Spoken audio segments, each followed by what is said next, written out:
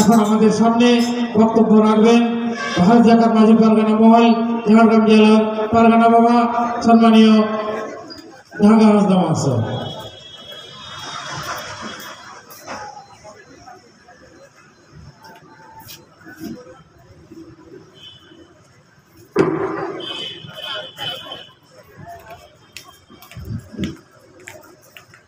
নমস্কার, জোহার। আজকে 2 December United Forum of All Adivasi অর্গানাইজেশনের পক্ষ থেকে পশ্চিমবাংলা সমস্ত বিধায়কের কাছে এবং সংসদের কাছে গণডেপুটেশনের মাধ্যমে কিছু স্মারকলিপি আমরা পেশ করতে চেয়েছি। সমস্ত জায়গায় আজকে এসটি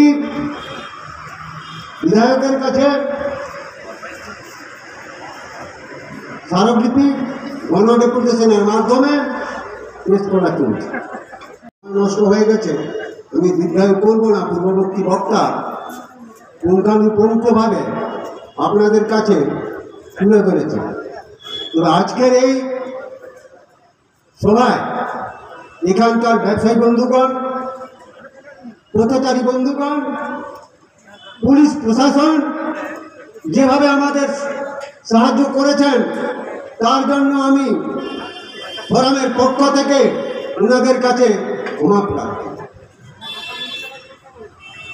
যেটা না বললে নেই, আমার পূর্ববর্তী বক্তা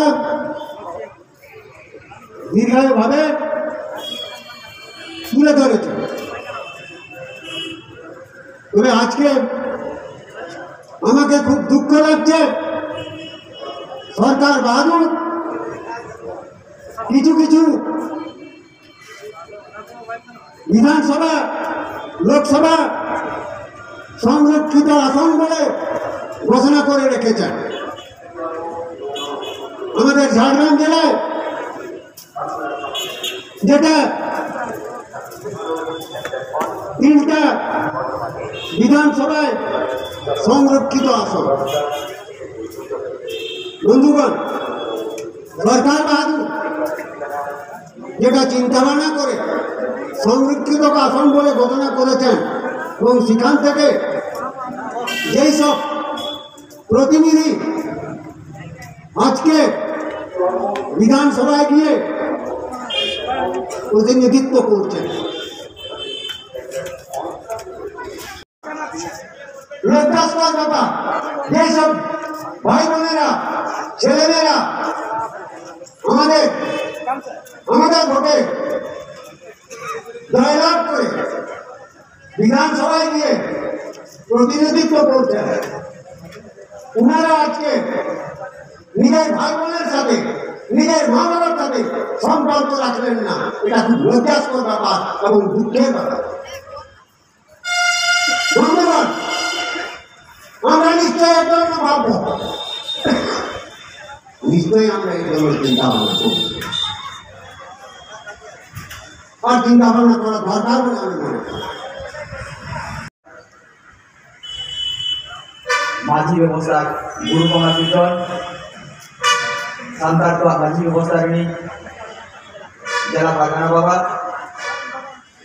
ধন্যবাদ জানাবো পশ্চিমবঙ্গ আদিবাসী কল্যাণ সমিতি ঝাড়গ্রাম জেলা শাখার চেয়ারপারসন সম্মান জানাবো।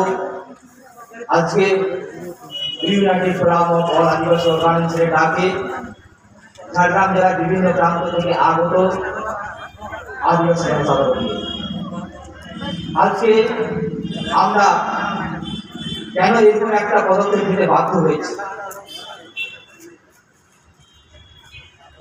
আমাদের ভারতবর্ষের সংবিধান বিশ্বের বৃহত্তম সংবিধান। সেই সংবিধান যখন রচিত হয়, বাবা সাহেব আম্বেদকর পিছিয়ে পড়া, নিচু জাতি,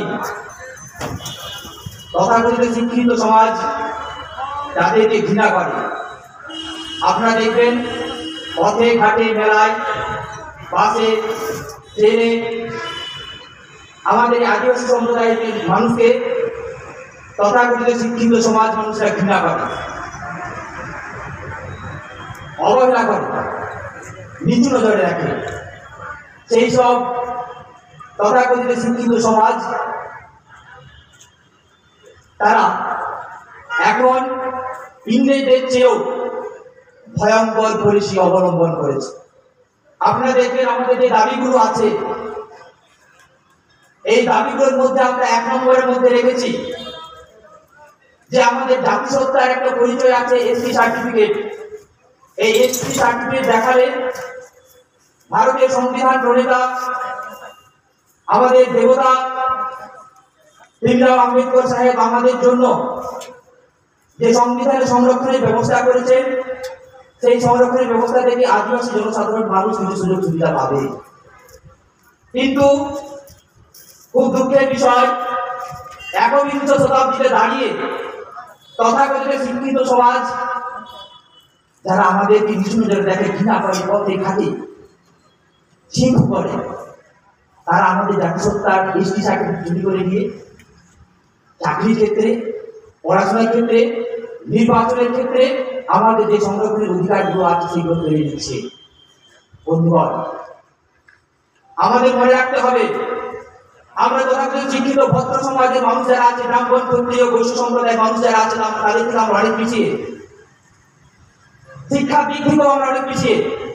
আমাদের এখন বর্তমান সরকার, কেন্দ্র সরকার এবং রাজ্য সরকার কি করতে চাইছে? আমাদের সেই শিক্ষার অধিকারটাকে ছলে ফলে কৌশলে কেড়ে নিতে চাইছে।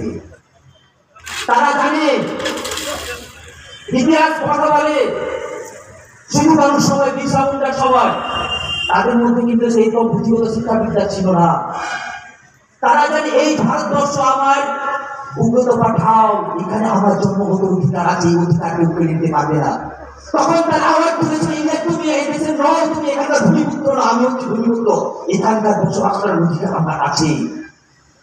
তখন তথাকথিত শিক্ষিত ভদ্র সমাজ, ব্রাহ্মণ, ক্ষত্রিয়, বৈশ্য সমাজ কিন্তু তখন কেউ লড়াই করেনি।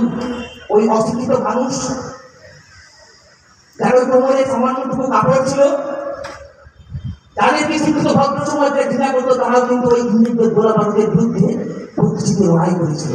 তখন কিন্তু শিক্ষিত ভদ্র সমাজ ছিল না। এখন যে শিক্ষিত ভদ্র সমাজ কি করছে?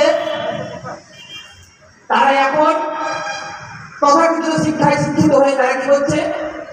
তারা বিচার করছে কি বড় জাতকে নিচু জাত, বিচার করে দিল আদিবাসীরা হচ্ছে নিচু জাত, তাদের তথাকথিত সমাজের মধ্যে তাদের কোনো ঠাঁই নেই, তাদের এখানে জায়গা হবে না।